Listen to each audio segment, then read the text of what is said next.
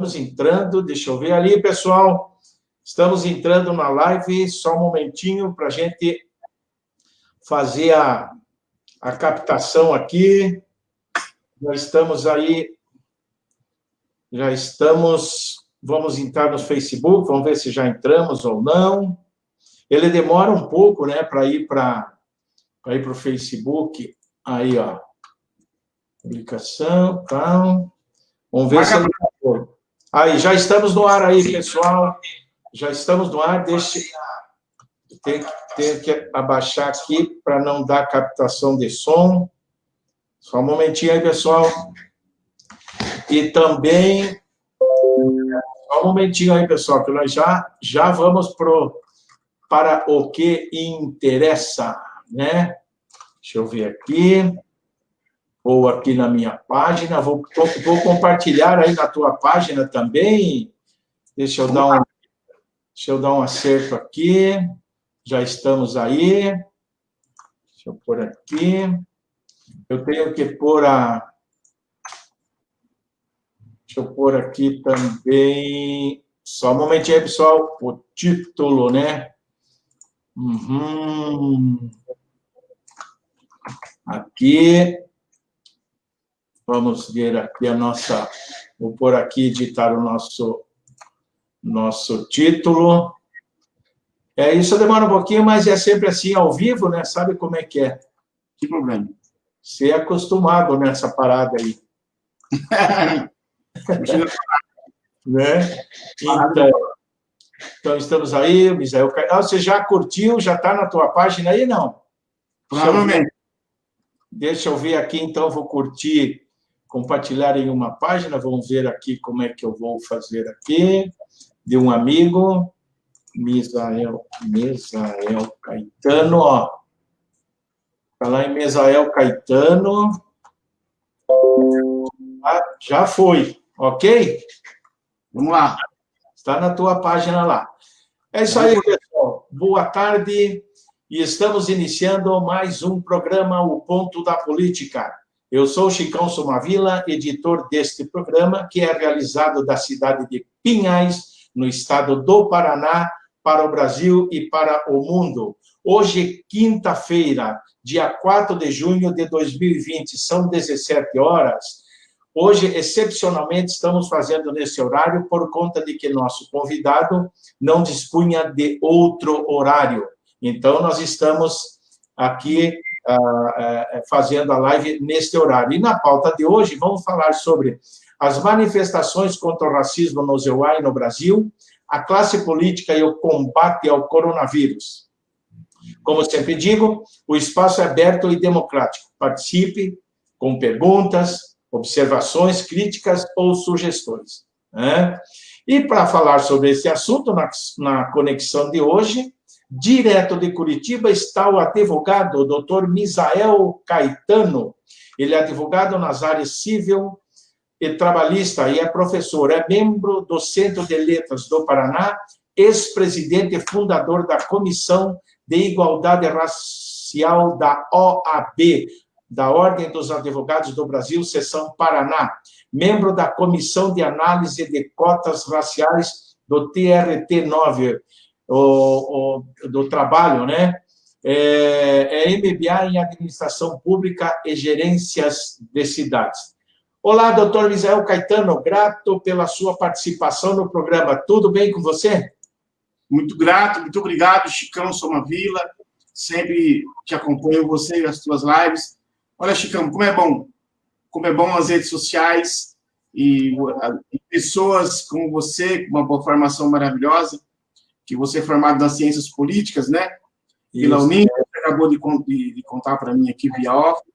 E eu acho que um momento como esse, usar das garantias constitucionais, a liberdade de expressão, a liberdade de opinião, nesse momento nós estamos fazendo valer um capítulo muito importante da Constituição, que é a liberdade de expressão. As pessoas não têm noção como a Constituição é viva. E nesse momento, hoje não estou com a minha Constituição aqui, eu sempre coloco ela na minha frente aqui. E nesse momento nós precisamos aplaudir a Constituição e aplaudir os constituintes de 87, que nos deram uma Constituição maravilhosa depois de anos de chumbo no país. E hoje, eu, que sou um jovem de 50 anos, posso desfrutar, você também, que é um pouco mais velho que eu, pode desfrutar dessa liberdade. Liberdade essa que as pessoas têm que entender que ela foi conseguida por sangue e morte. Muita gente morreu para que nós possamos estar aqui nesse momento falando com coragem, sem medo, apesar do momento, né, Chicão? Então, muito obrigado pelo convite e é sempre um prazer falar com pessoas que eu não tenho muito contato, que é o pessoal do teu grupo. Valeu, agradeço muito, legal, bacana, suas considerações iniciais. E para esquentar os tamborins aqui, Misael, para a gente iniciar o nosso bate-papo, né? Eu faço uma pergunta para você. Olha, o ex-juiz e ex-ministro Sérgio Moro, ele teceu certas críticas à equipe do PGR, o Aras, pela reabertura da delação do advogado Tacla Duran, que é um ex-operador, né, da Odebrecht em 2011 e 2016. O que você, como advogado, teria a dizer ou acha dessa negociação para a reabertura da delação numa hora dessa em que o ex-ministro Sérgio Moro saiu atirando para todos os lados lá contra o seu ex e querido parceiro Bolsonaro? Olha, Chicão, em termos institucionais, em termos democráticos, há de se lamentar que um procurador-geral da República, como é o Arras, ele esteja, nesse momento, fazendo um papel de como se fosse um advogado do Jair Bolsonaro. Então, no meu entender, ele está usando uma ferramenta constitucional, que é o poder dele de investigar qualquer pessoa, mas sempre sabe que, nesse momento, esse poder dele está sendo usado para, de certa forma, fazer valer a vontade do Jair Bolsonaro, que está, nesse momento, todo mundo sabe, com uma controvérsia muito grande com o Sérgio Moro. Mas é importante destacar que o Tacla Duran, em 2017, 2016, 2014, por aí, quando a Lava Jato estava no auge, ele sofreu uma perseguição, de certa forma, aqui no Brasil, e ele acabou indo embora para a Espanha, porque tem cidadania espanhola. O Tacla Duran é um advogado como eu, só que ele é um advogado rico, parece que ele tem 100 milhões numa conta, né? Tudo indica, mas ele em 2016 para 2017, no auge da Lava Jato, ele fez uma denúncia muito grave, dizendo que a turma do Sérgio Moro, notadamente o advogado Carlos Zuccolotto, que é padrinho de casamento do Sérgio Moro, e que advoga para o Sérgio Moro também, que esse advogado teria lhe procurado para que ele fizesse um acordo, e esse acordo seria 5 milhões de reais. Ele não concordou, sabia que ia preso, foi para a Espanha, lá na Espanha foi preso, em razão da cidadania espanhola dele, ele não pôde ficar preso, e hoje ele está na Espanha muito tranquilo, com o seu bolso cheio. Só que essa denúncia ela é muito grave, porque ela mostra os bastidores da Lava Jato, que a Lava Jato não foi tão santa assim como as pessoas pensam que foi.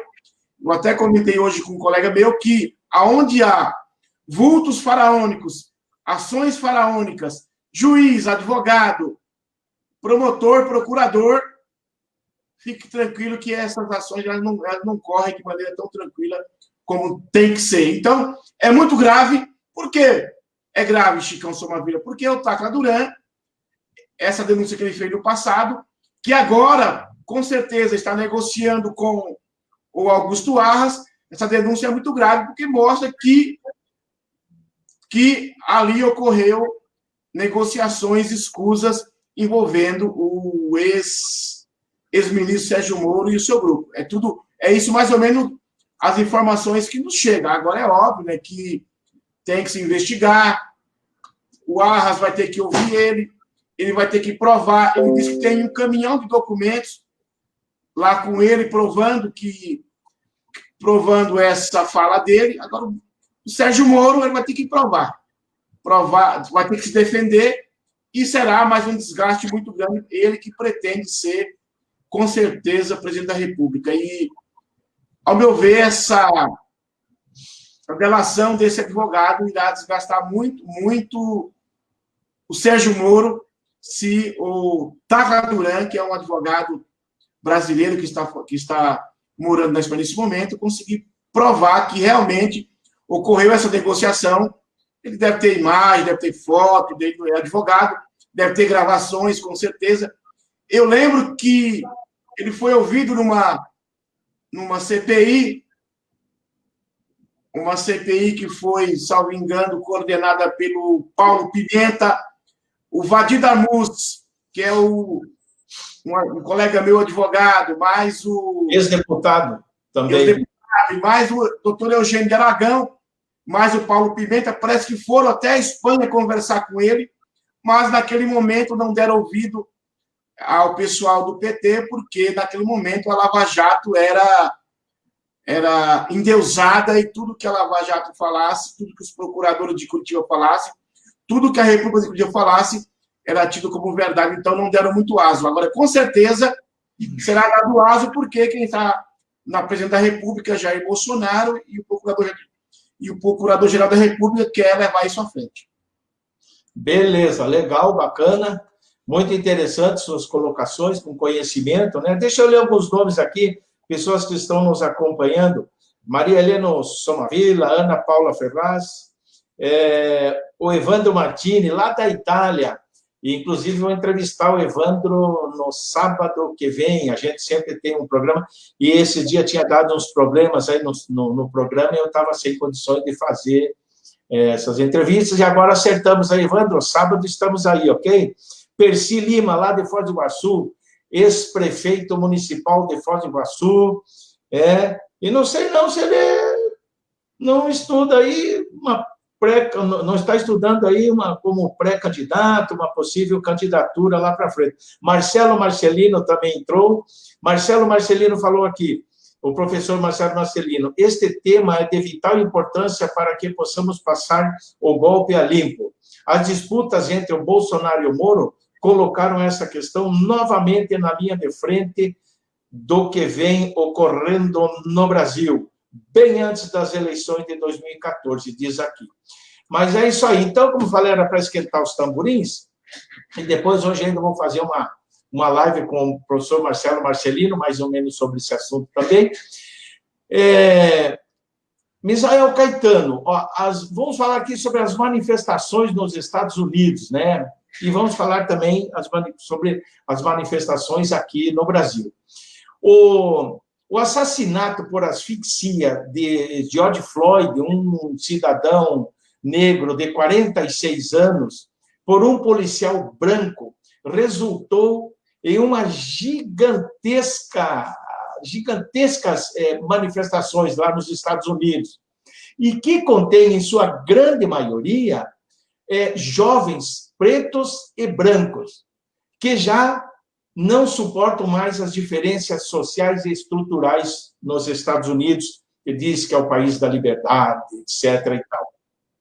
Um levantamento da Reuters e a Ipsos mostra que a maioria dos norte-americanos simpatiza com quem? Com as manifestações pela morte de George Floyd. Segundo a pesquisa, 64% responderam ter simpatia pelas pessoas que estavam nos atos. 27% disseram que não. E 9% não tinham certeza.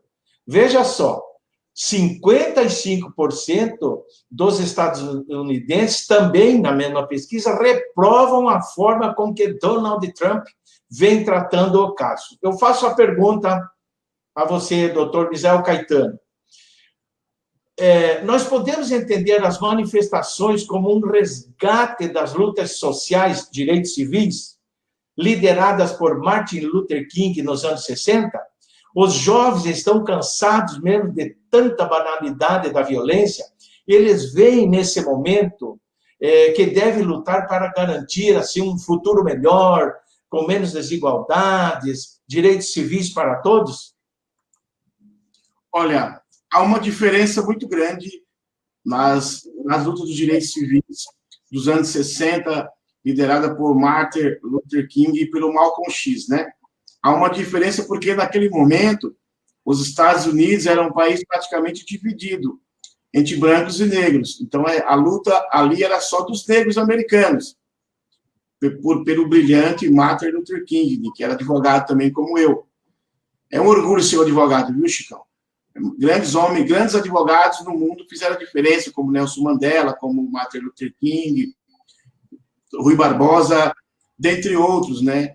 E, como estava comentando, há uma diferença porque naquele momento, nos Estados Unidos, nas famosas passeatas, né, muito corajosas dos americanos contra a parte dos brancos dos Estados Unidos, era uma luta do povo negro.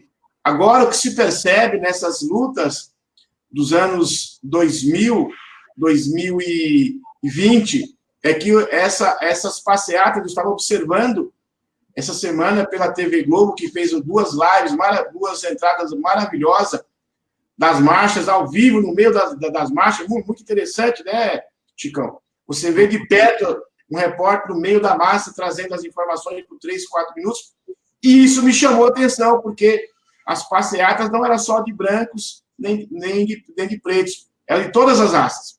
Então, com certeza, o jovem, não só o jovem negro, o jovem branco, o jovem asiático, estadunidense, está rechaçando a política de segregação do Donald Trump, que tenta trazer de volta os Estados Unidos para uma minoria branca e evangélica, isso é bem da verdade. Os protestantes americanos são os que mais votaram no Donald Trump. Mas eu tenho quase certeza absoluta que o Donald Trump não se reelegerá mais e que os Estados Unidos, a partir de agora, será outro país, porque estão buscando realmente uma igualdade entre os cidadãos americanos que, nesse momento, estão mostrando para o mundo que os Estados Unidos não é aquela maravilha como as pessoas pensam que é. Eu fico triste quando brasileiros que moram aqui, que tentam dizer que os Estados Unidos é o melhor país do mundo para se viver, mas não sabem da realidade, como é difícil um latino, um sul-americano viver dentro dos Estados Unidos.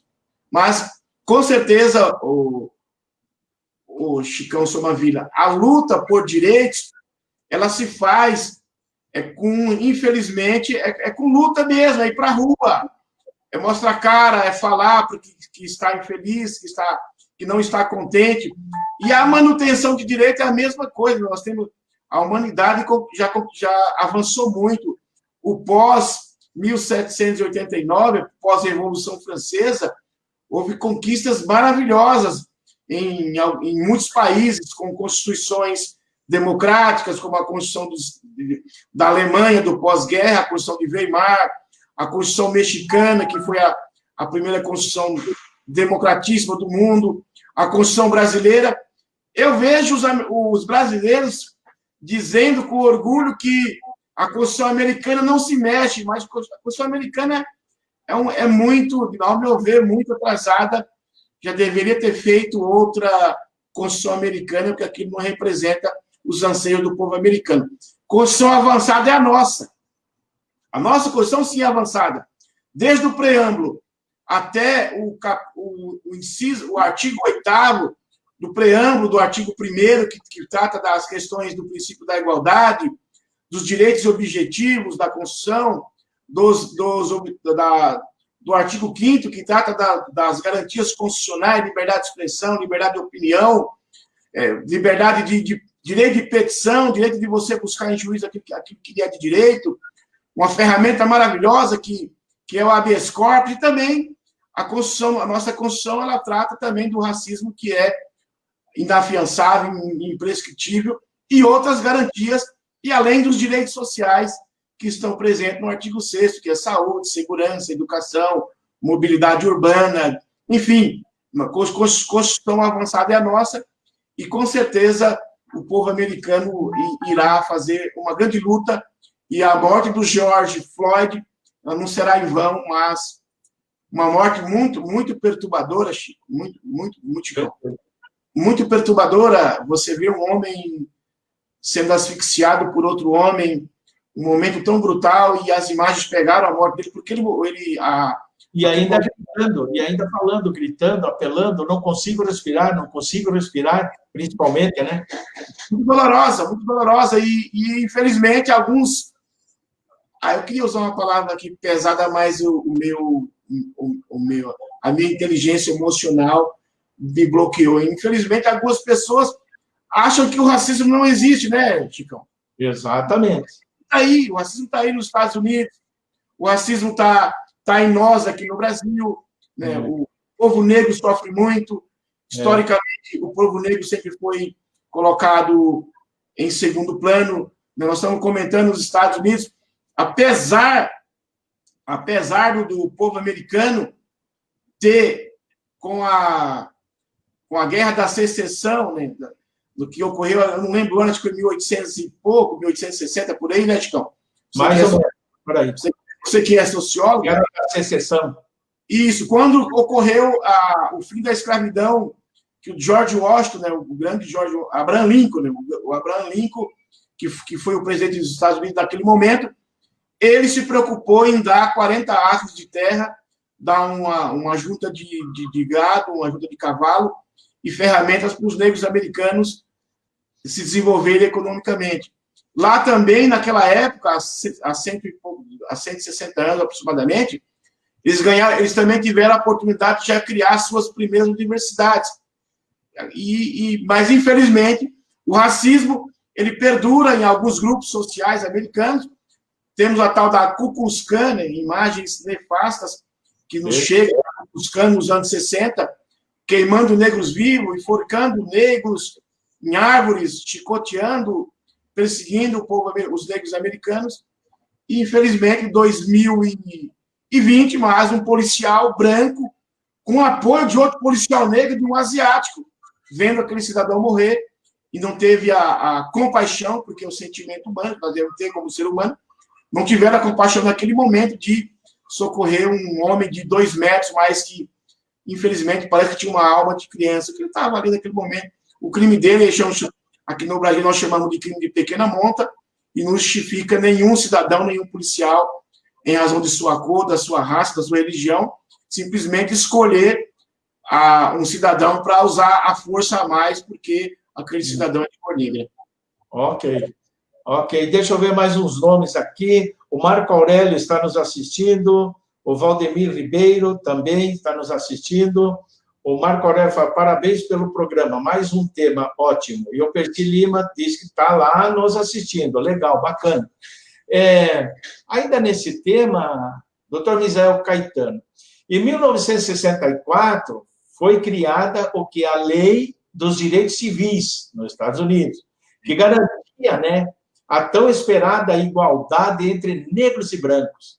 Nesse mesmo ano, veja só, Martin Luther King recebeu o Prêmio Nobel da Paz.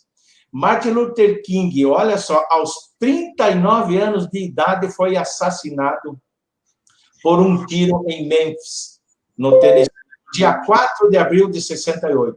O autor do disparo teria motivos supostamente racistas, né?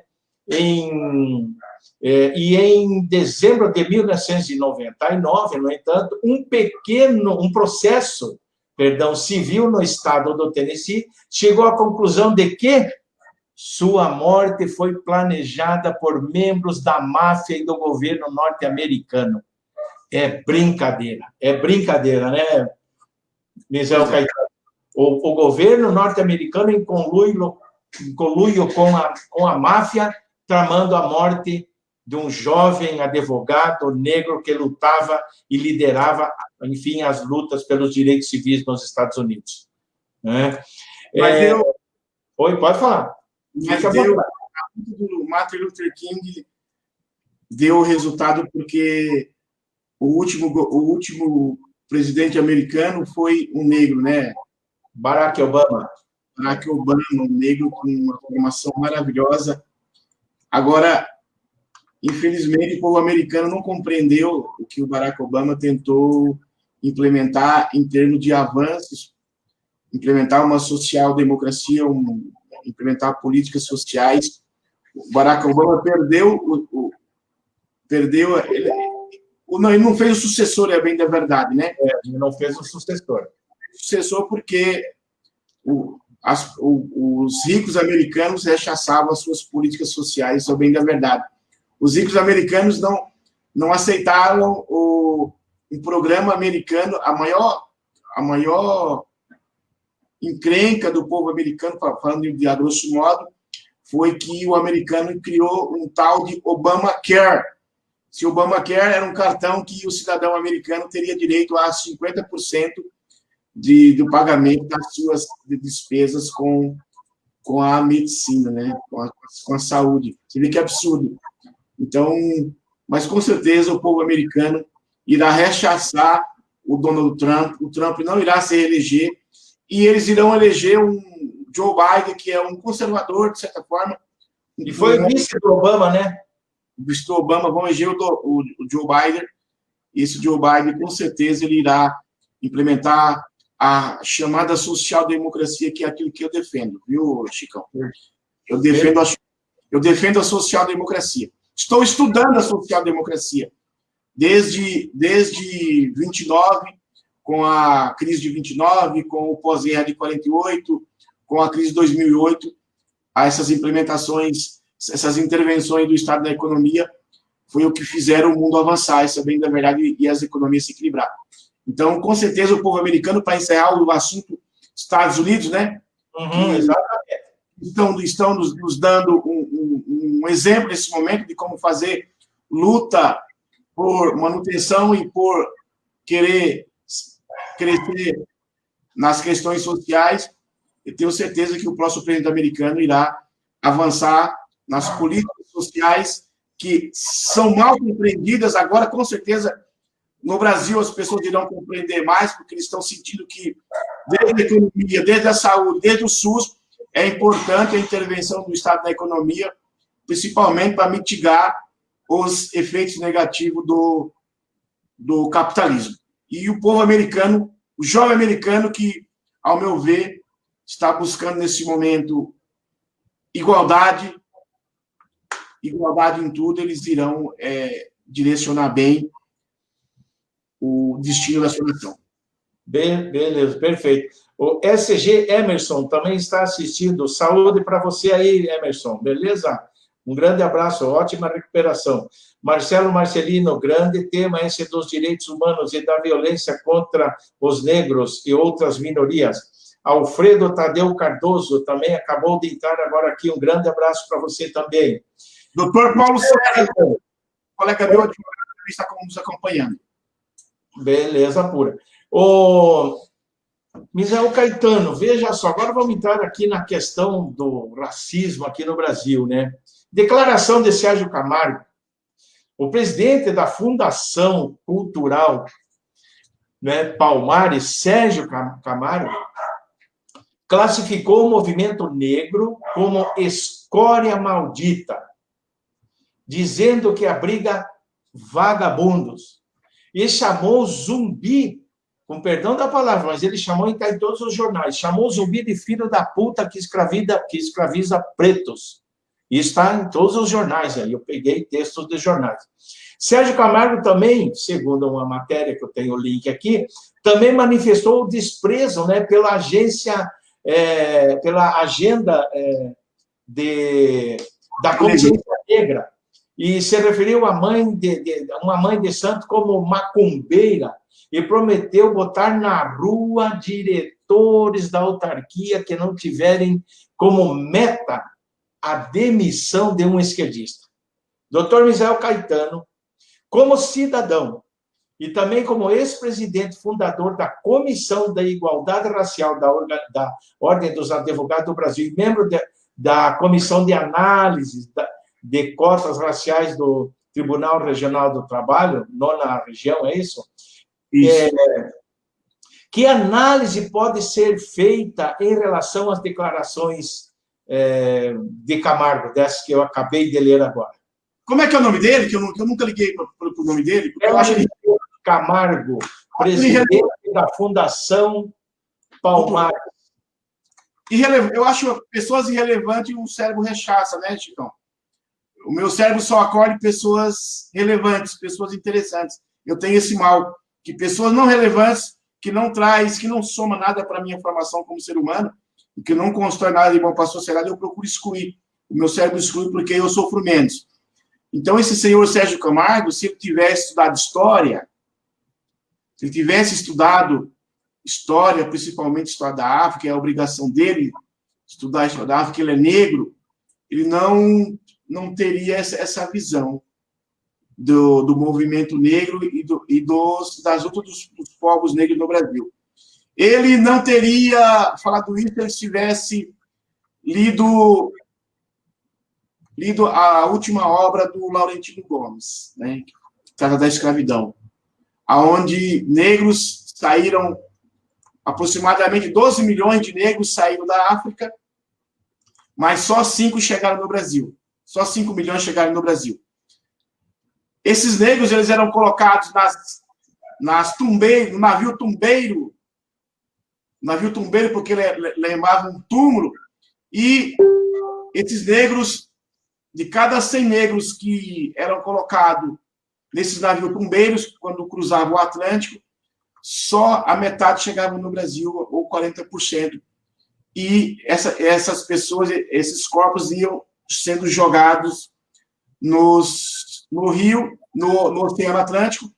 E o Laurentino Gomes conta na sua obra que formou-se uma rota de tubarões, que seguiam os navios tumbeiros, porque eles sabiam que a cada 12 horas era jogado um negro no Atlântico para eles devorarem. Então, se ele tivesse estudado história, ele não teria essa visão. Se ele soubesse, né, de como os negros, os antepassados dele, meu também, que a minha bisavó é negra, né, os meus traços não são de homem branco, eu sou chamado misturado, né, aqui no Brasil. Se ele soubesse qual era o tratamento que um negro sofria na sua roça, no seu tratamento, do seu senhor de escravo, que ele só tinha direito de trabalhar e comer, se ele tivesse visitado, como eu visitei, uma ex-casa de senhor de engenho, eu tive o desprazer de visitar uma casa de uns escombros, se ele tivesse visitado, só de você olhar, você se arrepia. Se ele soubesse como que era tratada a mulher negra, a jovem negra, quando chegava na época de fertilidade, que ela era obrigada a emprenhar, como se falava antigamente, a maioria das jovens, elas eram estupradas. Tinha um cidadão que tinha o papel, o cidadão negro que tinha o papel de fazer o cruzamento, era cruza, porque os negros eram tratados como se fossem animais, negro não tinha alma, infelizmente, a Igreja Católica também falou isso. Soubesse como os nossos antepassados foram tratados, e nós estamos aqui eu, por exemplo, estou aqui graças à luta de um antepassado meu, que foi escravo, e ele também. Se ele soubesse como é triste a escravidão, se ele soubesse como o Estado brasileiro tem uma dívida muito forte com os 388 anos de escravidão no Brasil, se ele tivesse estudado história, ele não iria falar isso. Se ele soubesse como essa história, esse momento de escravidão, ele rechaça até hoje na vida, na formação intelectual, até mesmo na vida espiritual dos negros. Eu conheço negros legítimos, que eles têm uma depressão profunda, não sabe de onde vem essa depressão profunda, mas eu tenho uma dor, que eu não sei de onde vem essa dor. Aí uma colega minha, que é policial, uma tenente-coronel aposentada, ela é sargento aposentada, desculpa, ela fez uns estudos da vida dela e ela descobriu que essa dor advém do passado dela. dos antepassados dela, que foram senhores, que foram escravos. Então, esse Sérgio Camargo, ele foi escolhido a dedo pelo Jair Bolsonaro, porque o Jair Bolsonaro, infelizmente, ele não tem políticas de inclusão social para os negros no país. Jair Bolsonaro, ele não tem política para a inclusão social dos índios desse país, para respeitar direitos dos índios desse país. E esse cidadão, ele simplesmente foi colocado lá para rechaçar todas as políticas e avanços que o povo negro teve nesse país a partir da Constituição, que consideraram crime com racismo, inafiançável, imprescritível, por um cidadão chamado Carlos Alberto de Oliveira, que é o K.O. Eu tenho certeza que você conheceu o K.O., que é da tua geração, um advogado que o Brizola tornou o primeiro secretário negro desse país. Posteriormente, ele se tornou um constituinte e criou a primeira lei de combate ao racismo no país, que é a Lei 7.716/89. Se esse cidadão tivesse lido essa lei, que é uma lei singela, que é uma lei muito curta, a lei de combate ao racismo no Brasil, a Lei 7.716/89, ela é muito curta. Ela tem acho que uns 20, 22 artigos só, tipifica algumas condutas como o racismo e define o que é racismo no seu artigo 1º e define também como é crime no parágrafo 2º do artigo 20, o uso da cruz de suástica. Então, o Sérgio Camargo, que é o atual representante do governo Bolsonaro para um país que tem 50 milhões, quase 55 milhões de pessoas negras, esse cidadão, ele não representa. O que ele está falando é porque realmente ele não representa o povo negro desse país. Perfeito, perfeito. Deixa eu ler aqui os nomes que estão aqui, eu já falei aqui. O Edgar Pedro Malman. Olá, meu camarada Chicão, abraços. Esse Camargo tem que ser preso imediatamente. Lá de Fortaleza está falando aqui meu amigo Edgar, meu amigo de infância lá de Foz do Iguaçu. Um abração para você aí, Edgar. Então, Misael, como nós estamos falando aqui, enfim, né? Inclusive tem alguns textos, às vezes tem gente, eu vejo em páginas até de pessoas que são, que a gente tem como amigos ali no Facebook, enfim, uns textos negacionistas, né? Da era escravagista, volta e meia pipoca em algumas páginas, mas depois apagam, outros deixam, tipo, eu não escravizei ninguém, eu não tenho culpa, esse tipo de coisa, né? Então, dentro do racismo no Brasil, Misael, é notório, né, a existência do racismo no Brasil, porque volta e meia nós vemos declarações como essas que eu acabei de dizer, e também... De um negro, triste, né? Isso, e também de pessoas que são flagradas cometendo atos racistas, desaforando pessoas pretas, ou até se recusando a atender solicitações em abordagens de policiais pretos, né? E, por outro lado, né, para a gente fazer uma rápida lembrança aqui, o então candidato à presidência da República, Jair Bolsonaro, né, que durante a campanha eleitoral disse em um evento que ele participou que um quilombola pesava umas 15 ou 16 arrobas. O termo é a medida que se refere para o peso animal. Qual a sua opinião sobre o racismo no Brasil? Quais os meios legais para combater esta prática? Olha, no meu entender, o Chicão, a principal ferramenta para se combater racismo é a educação e a elevação da consciência das pessoas. Não adianta você simplesmente fazer o combate por meio da repressão. No meu entender, o que vai elevar um povo, tornar um povo elevado e um povo que aceita as diferenças, porque nós somos diferentes. Olha aí os nossos traços aqui, ó. Nós somos humanos, mas nós somos diferentes em traços. Mas esses traços, essas diferenças de traço não tornam você nem menos humano, nem mais humano do que eu. Nós somos iguais perante a natureza. A única nossa diferença é os traços da cor da pele, a chamada melanina. E algumas pessoas, infelizmente, em razão da sua cor da pele, ela se sente superior Por que se sente superior? Porque o histórico, né? Temos um histórico de superioridade do cidadão branco, não só no Brasil, mas no mundo. Eu já falei da escravidão, é óbvio que vai diminuindo ao longo do tempo, mas os traços ficam. Mas no Brasil ainda é marcante, Chicão, ainda é marcante a presença do resquício da escravidão no país.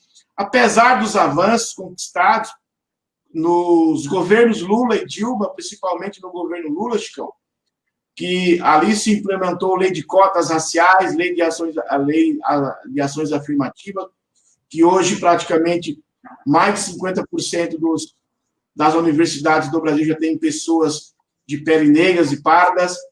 Nós temos uma lei de 2012, que é o Estatuto da Igualdade Racial, que é pouco usado, que é pouco citado pela população negra, mas é um avanço muito grande. Tem muitos, ali se tipificou muitos direitos da população negra nesse país, só que falta o povo negro se informar mais sobre os seus direitos. E também nós temos uma lei que é a lei do estudo da história da África, que ela é, salvo engano, de 2003. Eu não lembro o nome dessa lei. Essa lei é muito importante porque ela torna obrigatório o estudo da história da África nas escolas do Brasil. Só que tem um movimento de direita, um movimento que é escola sem partido, e um movimento que trata da educação de gênero no país.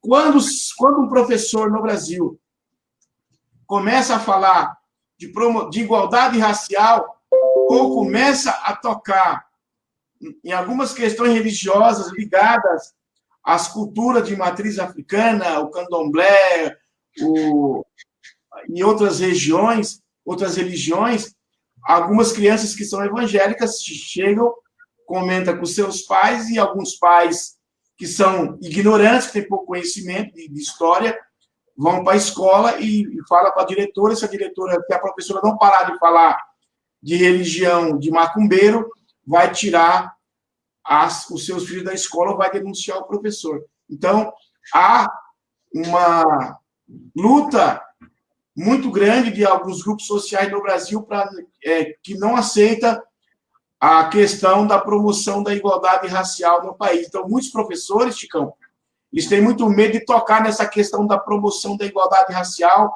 trocar mesmo na questão da igualdade de gênero, que homem e mulher são iguais, e que os homossexuais também têm seus direitos. Não é porque é uma pessoa homossexual que faz eles menos cidadão, mas esses temas, eles são tocados dentro das escolas, eles são, de certa forma, tabus ainda, porque quem está no poder hoje é esse grupo dominante, que é um grupo praticamente que eles fletam com a extrema-direita europeia, e esses grupos, eles têm pessoas em todos os cantos do país, e principalmente nas escolas, vigiando os professores. Então, ao meu ver, Chicão, educação de qualidade, educação para a promoção da igualdade racial é muito importante. Está na Constituição, né? Que somos todos iguais perante a lei. Está em um capítulo da Constituição que é dever da República Federativa do Brasil buscar a igualdade de todos.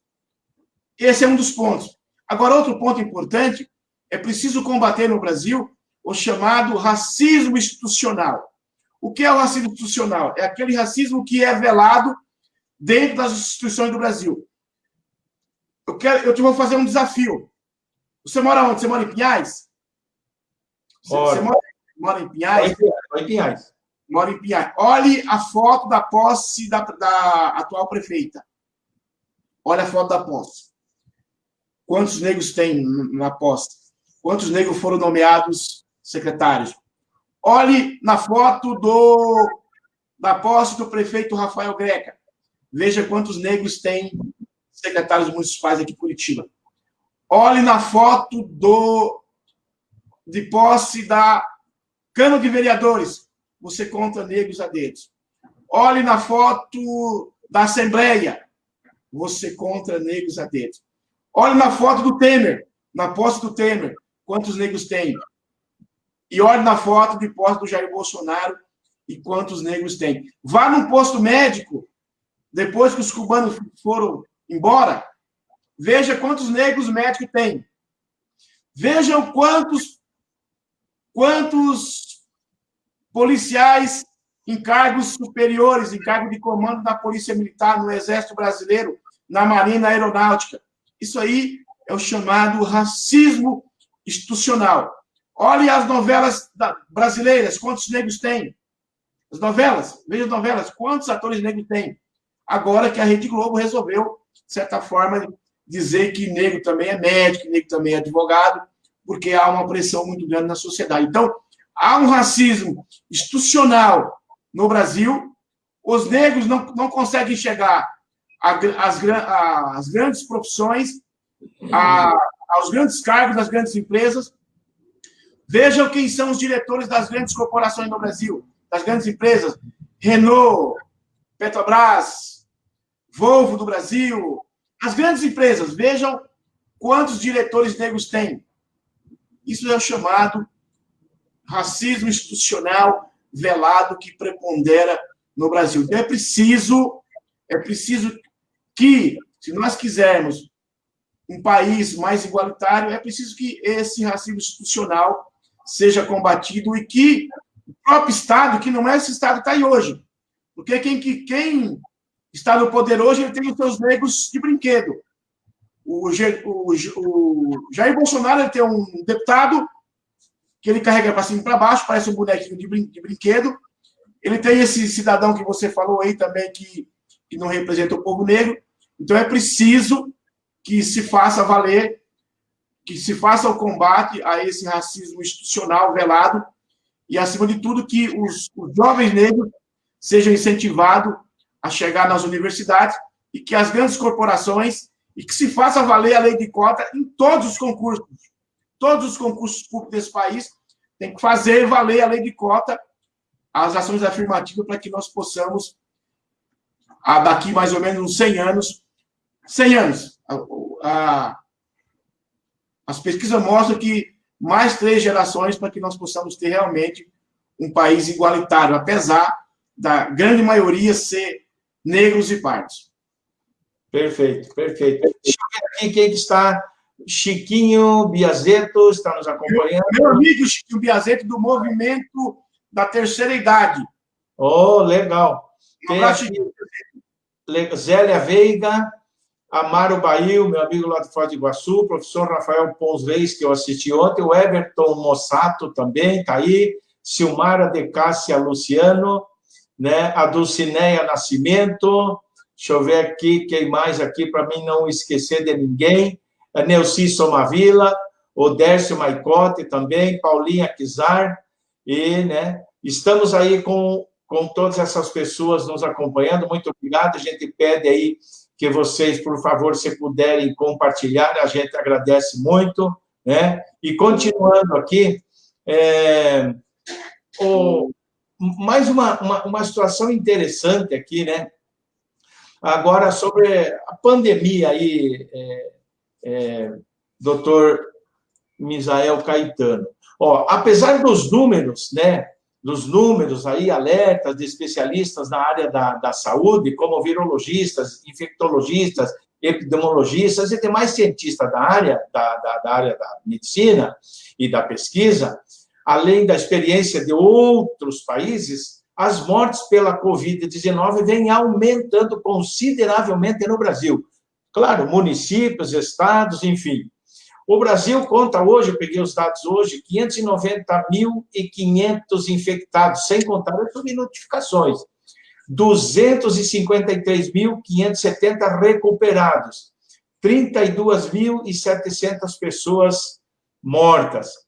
Qual a sua avaliação, Misael, sobre as ações tomadas pelos governos federal, estaduais e municipais para conter o avanço do coronavírus? Os fechamentos e reaberturas do comércio e circulação de pessoas, você poderia comentar para nós, e já emendando, né, eu já pergunto também o que você acha do auxílio emergencial da forma que está sendo tratado.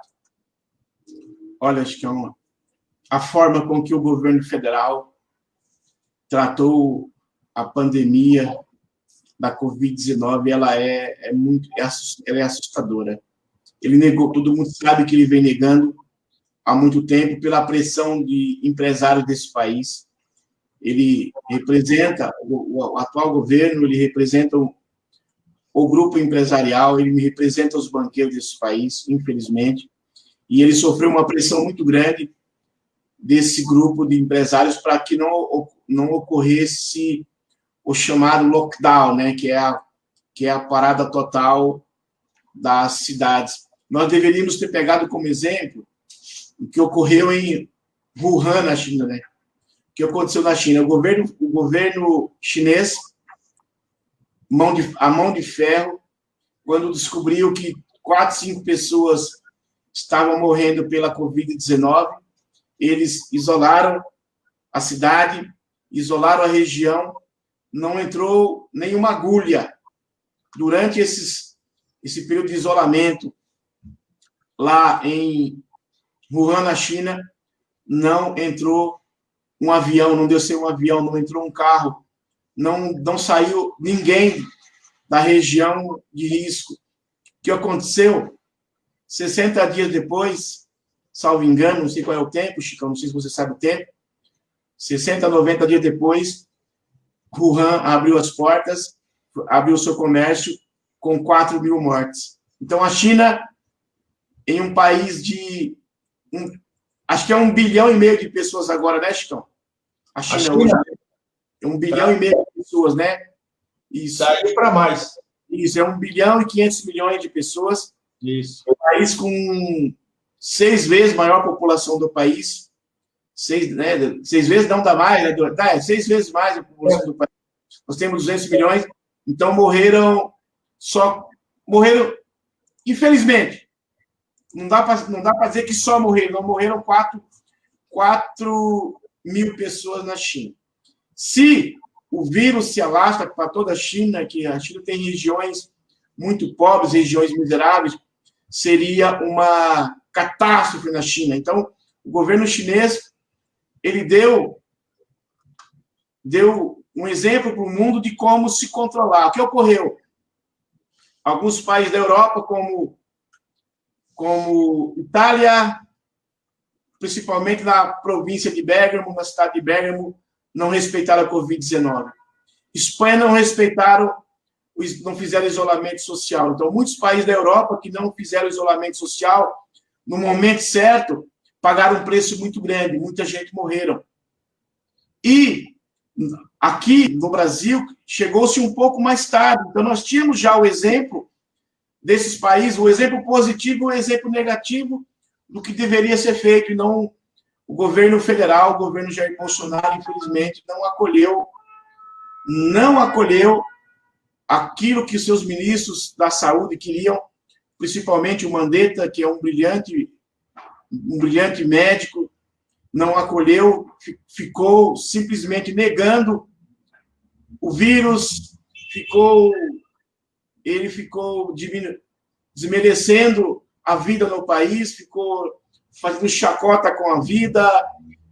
Infelizmente, a cada fim de semana ele desafiava o seu próprio ministro, e ele foi para os Estados Unidos, praticamente sua equipe inteira se contaminou. Eu tenho uma convicção que ele também se contaminou, que ele mentiu naqueles exames, e aqueles exames não são verdadeiros, e ele rechaçou, e ele não aceitou a fazer o que deveria ser feito. As cidades que fizeram o que tinha que ser feito, por exemplo, Curitiba. Curitiba, as pessoas não precisou de muito esforço para que as pessoas ficassem em casa, em razão de que aqui o povo tem um grau de educação melhor. A gente sabe disso. Então, olha o número de mortes em Curitiba. Olha o número de mortes em algumas cidades de Santa Catarina. Olha o que ocorreu em São Paulo. Agora, o que ocorreu em Manaus.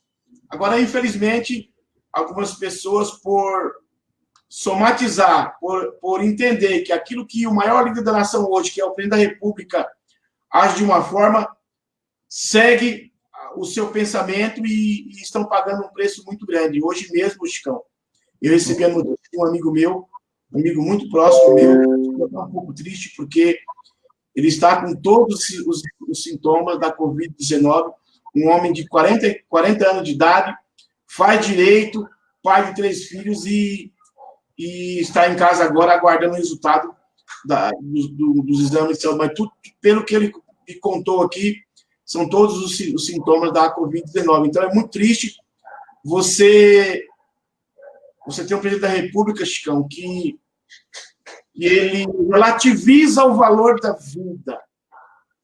Qual o valor da vida? Qual o valor da perda? Chicão, só quem perde um ente querido sabe a dor. Eu estou de luto, Chicão. Eu estou de luto. Eu acabei de perder um filho de 23 anos de idade. Faz 90 anos. Não sei se você ficou sabendo. Não fiquei. Eu acabei de perder um menino de 23 anos. Então, a dor da perda de um ente querido é muito forte. O vazio espiritual pela ausência de um ente querido é demais, é muito sofrimento humano, viu, Chicão? Então, você vê um presidente dizer que todos irão morrer, óbvio, nós iremos morrer. Mas quem está na cadeira de presidente da República, ele fez um juramento de proteger o povo brasileiro. É dever do administrador público velar pela saúde das pessoas. É dever dele. É dever dele colocar um ministro da Saúde que irá aplicar políticas públicas de mitigação dos problemas do coronavírus. Eu recebi a notícia há 15 dias que a irmã de um amigo meu, que você conhece, que eu não vou falar o nome dele aqui por respeito a ele, depois em off eu te falo para você, que você conhece ele, que também é do meio. A irmã dele morreu no Rio de Janeiro pela Covid-19, indo de hospital em hospital e não tinha espaço não tinha leitos. Então, a irmã desse meu amigo faleceu. Então, tem pessoas no Nordeste, no norte do país, em Manaus, na cidade do interior desse país, que estão morrendo porque não tem leito. Essa é bem da verdade. Aí chega notícias que o governo gastou simplesmente 8%, salvo engano, né? 8% daquilo que deveria ser investido, dos 12 milhões que estão lá reservados para se gastar com saúde, para a proteção da saúde dos brasileiros nesse momento, das políticas públicas do enfrentamento da Covid-19, faltando respirador nos hospitais, faltando jaleco nos hospitais. Já morreram mais de 100 médicos desse país por falta de uma proteção, de um equipamento de proteção individual adequado. E o presidente da República andando a cavalo, se expondo sem máscara, fazendo chacota, contando piada, não respeitando a vida dessas pessoas e a dor. Porque quem morre, Chicão, quem morre, alivia essa dor física aqui, essa dor aqui. Vai para um outro plano espiritual e, com certeza, o sofrimento é bem menos do que esse mundo aqui. Agora, quem fica, como eu, que estou enlutado, a dor é muito grande, a dor é muito forte e ela não passa. Ela não passa e quando morre um parente da gente, toda uma célula familiar, ela é afetada por essa dor. Toda a célula familiar, ela é afetada por essa dor. Então, é lamentável a postura humana do Jair Bolsonaro e é lamentável a sua política para o enfrentamento da Covid-19. Lamentável você saber que tem um general que não é médico, numa área que se exige conhecimento técnico da área de medicina. Ele substitui 11 médicos da pasta e coloca 11 militares que não conhecem nada da área de saúde.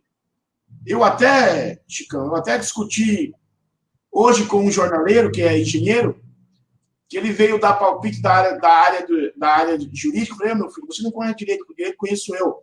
Você conhece de engenharia, de jornal, de vender revista, de advocacia, de direito, que conhece o nosso operador de direito. Da ciência política, quem conhece são os operadores da ciência política. Então, no Brasil, todo mundo se acha no direito de dizer que conhece de medicina, que conhece tudo. E é lamentável, viu, Chico? É lamentável você saber que essa é a postura do maior líder da nação. E já são 32 mil mortes, né? Já são 32 mil mortes. 32 mil. O pico será em agosto, né? A curva será checada em agosto. E até lá, infelizmente, eu, você e outras pessoas, talvez você não esteja saindo de casa, mas muita gente irá se contaminar, muita gente irá morrer. Estão falando que chegará a 80 mil pessoas no país, já se fala em 100 mil pessoas, e ao meu ver,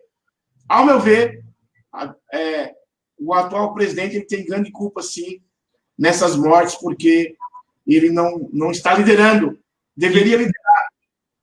Viu, Misael? E também alguns governadores que não estão lutando nesse sentido. Tem governadores, a maioria dos governadores estão lutando para combater. E muitos prefeitos também, mas tem prefeitos também que não estão nem aí, ou estão com medo de tomar alguma atitude mais restritiva por causa das eleições agora, né? E o número nos municípios estão aumentando, os números de mortes, né? Olha, Chico Somavila, ao meu ver, quando passar essa crise da Covid-19, o Ministério Público tem o dever moral, legal, de fazer uma investigação de todos os prefeitos, de todos os governadores, do Presidente da República, e verificar quem se omitiu naquilo que devia ser feito e entrar com ações de improbidade administrativa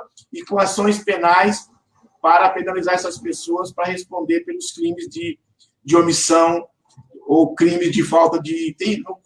O artigo 268 do Código Penal tipifica um crime de quando o servidor público não faz o combate às doenças. Então, ao meu ver, o Ministério Público terá muito trabalho no pós-pandemia para rechaçar, para punir esses governadores e prefeitos e presidentes que não agiram de maneira correta. Cabe, de certa forma, também o eleitor, né, Chicão? Sem dúvida. O eleitor verificar, porque saúde é um direito nosso. Saúde é direito do povo, está na Constituição, está no artigo 6º. Nós temos um capítulo grande da Constituição que fala da saúde, salvo engano, do artigo 203 ao 215 da Constituição, 196 e 215 da Constituição, Tratado da Saúde. Nós temos um sistema único de saúde que precisa ser repensado no país. Nós precisamos aumentar drasticamente as verbas para a área de saúde. O Brasil, no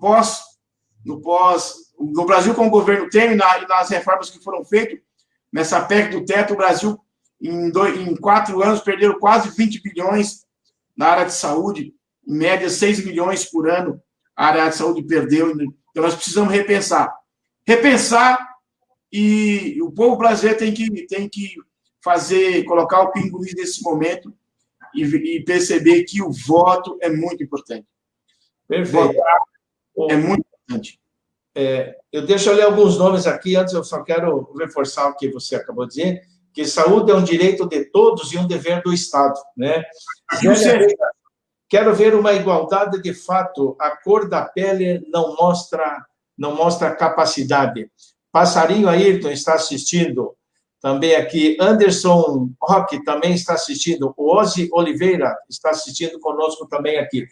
Doutor Misael Caetano, nós chegamos ao final do nosso programa, estamos com 1 hora de programa, muito bem comentado pela sua pessoa, muito bacana suas explanações, suas colocações, e eu deixo aqui alguns instantes para que você faça as suas considerações finais.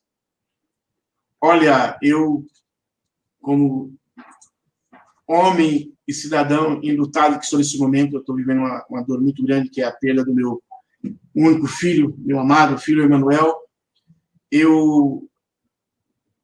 Cada morte que é anunciada pela Covid-19 parece que é uma dor que chega até mim, né? Uma dor que chega até mim. Então, eu estou vivendo um momento de... Parece que não, mas estou vivendo um momento de muita tristeza, sabe, Chicão? Um momento de muita tristeza, de muita revolta, de certa forma, com a forma com que alguns políticos estão conduzindo. As pessoas estão colocando a economia na frente da vida, não estão valorando a vida. Algumas pessoas estão fazendo cálculos. Cada vida é um valor. Cada vida é um valor inestimável. Cada vida tem um valor supremo. Nós somos a imagem e a semelhança de Deus. Isso é questões religiosas. Mas a cada vida, ela tem um valor inestimável. Essa existência aqui, ela tem que ser protegida com muita dignidade, porque a nossa passagem aqui, no meu entender, é uma passagem para o desenvolvimento espiritual. Não é desenvolvimento intelectual, é óbvio que o intelectual faz com que você se desenvolva espiritualmente também. Algumas pessoas não precisam de formação intelectual para se desenvolver espiritualmente. Então, é um momento de muita dor, de muita tristeza, mas eu tenho certeza que nós iremos chegar no final dessa pandemia. Parte dos brasileiros, que não são que nem todo mundo pensa igual, mas a grande maioria dos brasileiros irão se tornar melhores pessoas, e nós iremos tornar esse país melhor, lutar para que esse país tenha uma educação melhor, uma saúde melhor, uma segurança melhor, e principalmente que a classe trabalhadora que carrega esse país nas costas, seja mais respeitada, porque a classe trabalhadora foi quem mais pagou um preço muito grande em todos os aspectos. Então, o que eu espero é que nós devemos lutar, fazer a crítica necessária sem medo, de quem quer que seja de partido de esquerda, de centro ou de direita, para que essas pessoas façam valer aquilo que a Constituição diz. Um país justo, socialmente melhor, e que um povo feliz, desenvolvido intelectualmente e solidário entre si. É isso que eu desejo para nós brasileiros. Ok. Eu agradeço muito a sua participação, a participação de todos aqueles que estiveram conosco até agora e que também queirão assistir depois, né? E dando aí, mais uma vez, meus sentimentos, meus pêsames a você pela passagem do seu filho. Então, dessa forma, nós encerramos o programa de hoje. Um abraço a todos e até a próxima. Se Deus quiser, estou à disposição, viu, Chicão? Quando quiser, estou à disposição aqui.